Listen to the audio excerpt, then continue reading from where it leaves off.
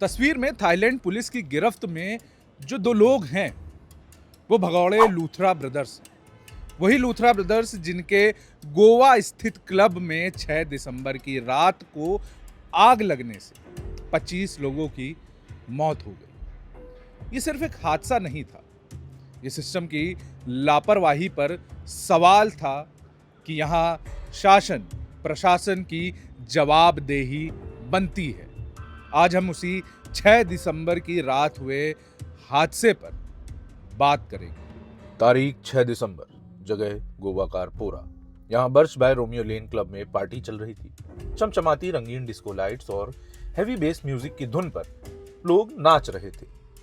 लेकिन रात 11:45 पर अचानक आग लग जाती है। लकड़ी और बांस समेत हाई फ्लेमेबल फिटिंग्स के चलते आग तेजी से फैलती है और किचन और स्टाफ एरिया में भी पहुंच जाती है। क्लब में पर्याप्त फायर सेफ्टी जैसे फायर एक्सटिंग्विशर और फायर एग्जिट ना होने के चलते लोग समय रहते बाहर नहीं निकल पाते, ना ही बचाव के लिए कोई समाधान किया जा सकता।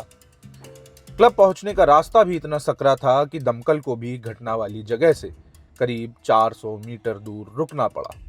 ये सिर्फ तकनीकी चूक नहीं थी, ये जानलेवा नेग्लिजेंस थी जो फायर सेफ्टी यानी सुरक्षा उपाय पर सवाल उठाती है कि वो इतने लचर थे जिसके परिणाम भयावह होने स्वाभाविक थे। इस हादसे में कुल 25 लोगों ने अपनी जान गंवा दी। जान गंवाने वालों में से क्लब का स्टाफ, जिसमें किचन में काम करने वाले सर्विस स्टाफ, बार स्टाफ और वहां पार्टी करने आए पर्यटक भी शामिल थे 23 साल के सुभाष छेत्री, जो पश्चिम बंगाल के सिलीगुड़ी से वहां बतौर ट्रेनी शेफ के तौर पर काम कर रहे थे।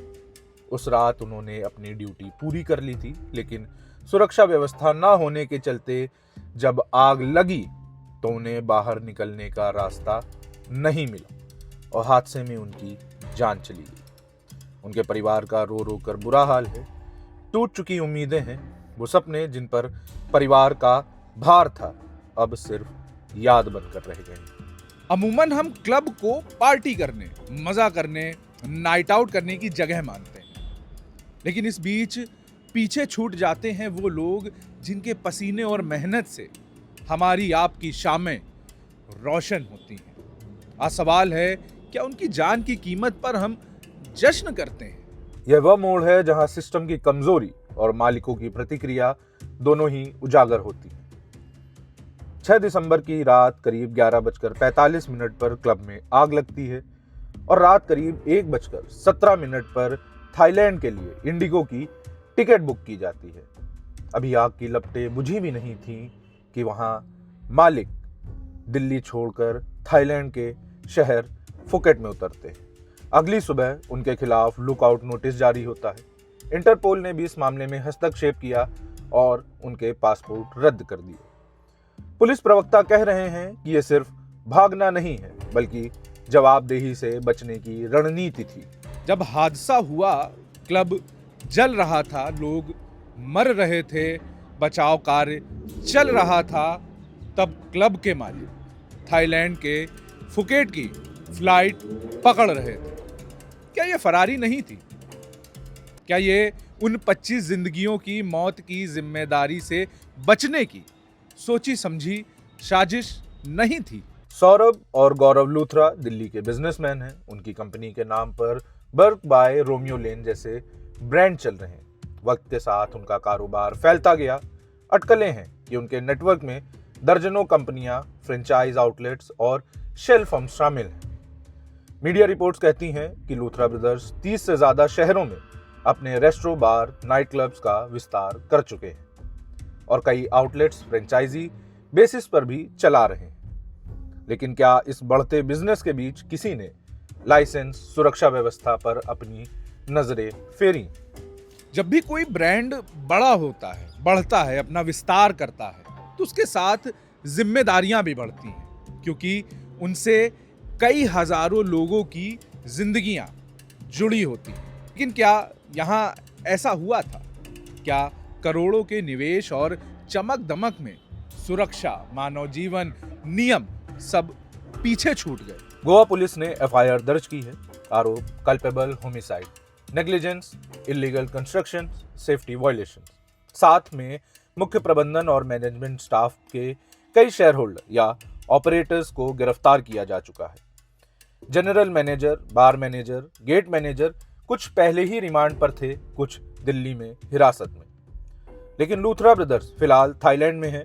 भारत ने उनके पासपोर्ट रद्द कर दिए हैं ताकि वे देश से बाहर ना जा सके। अब दो रास्ते सामने हैं, एक्सट्रेडिशन, सुगठित लंबी कानूनी प्रक्रिया, डबल क्रिमिनलिटी सिद्ध करना पड़ता है, थाई कोर्ट में सबूत देना होता है, प्रक्रिया लंबी है तो समय ले सकती है। दूसरा है डिपोर्टेशन। चूंकि अब वे थाईलैंड में अनडॉक्यूमेंटेड फॉरेनर्स बन चुके हैं, उनका पासपोर्ट रद्द हो चुका है, भारत उनसे तात्कालिक वापसी की मांग कर सकता है। ये तेज, सरल और रणनीतिक रास्ता है। ये सिर्फ कानूनी प्रक्रिया नहीं है, यह जवाबदेही की रफ्तार को तय करती है। क्या हम सालों की सुनवाई और लंबी कानूनी प्रक्रिया देखेंगे या इस बार तेज न्याय की राह चुनी जाएगी? घटना के बाद राज्य सरकार भी सक्रिय हुई। मुख्यमंत्री प्रमोद सावंत की अध्यक्षता में समीक्षा बैठक हुई। आदेश दिया गया कि बिना फायर सेफ्टी अनुपालन वाले सभी नाइट क्लब, बार, इनके लाइसेंस रद्द किए जाएं। 2-3 दिन में इन पर बुलडोजर कार्रवाई भी हुई। जब बुलडोजर चला तो उनमें से एक लूथरा ग्रुप का वागाटोर शेख भी शामिल था। The State Disaster Management Authority has issued the strict advisory to follow. 7 दिन के अंदर उन्होंने सभी ने फॉलो करना चाहिए। होम डिपार्टमेंट की तरफ से we have constitute the joint enforcement and monitoring committee, और उसकी तरफ से यानी they will visit within two 6 to 7 days, they will visit this club और they will submit the report to the home department. According to that the collector will take the actions. The Government of Goa has constituted the Specialized Safety Audit Committee under the chairmanship of the our Commissioner cum Secretary of the Revenue.